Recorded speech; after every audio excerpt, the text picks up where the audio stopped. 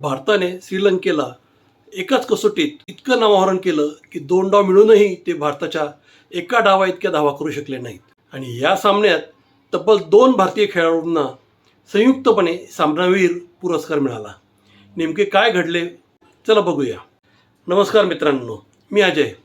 आपल्या गप्पा क्रिकेटच्या अजयसोबत या कार्यक्रमात आपले मनपूर्वक स्वागत करतो. आज आपण आठवणार आहोत श्रीलंकेच्या 1986-87च्या भारत दौऱ्यातील दुसरी कसोटी, जी 27 ते 31 डिसेंबर 1986 दरम्यान नागपूर येथे खेळली गेली होती. मालिकेतील पहिली कसोटी अनिर्णित राहिली होती.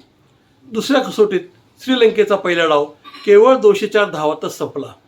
शिवलाल यादव यांनी 5 बळी तर मनिंदर सिंग यांनी 3 बळी घेत श्रीलंकेची फलंदाजी उद्ध्वस्त केली. भारताच्या डावात मग अनुभव आणि संयम याचा अप्रतिम मिलाप बघायला मिळाला. दिलीप वेंगसरकर यांनी शानदार 153 धावा, मोहिंदर अमरनाथ यांनी 131 धावा तर सुनील गावस्कर यांनी 74 धावांचे महत्त्वपूर्ण योगदान दिले. भारताने 6 बाद 451 धावांवर डाव घोषित करत तब्बल 247 धावांची आघाडी घेतली. यानंतर श्रीलंकेच्या दुसऱ्या डावात मनिंदर सिंग यांनी अक्षरशः जादू केली. त्यांच्या फिरकीसमोर श्रीलंकेचे फलंदाज पूर्णपणे हतबल झाले होते.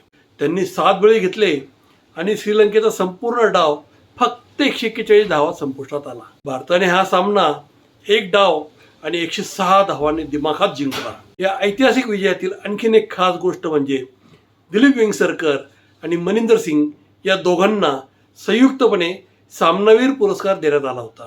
भारतीय कसोटी इतिहासातील हा एक संस्मरणीय क्षण ठरला. तुम्हाला या विजयाबद्दल काय आठवते कमेंटमध्ये नक्की सांगा.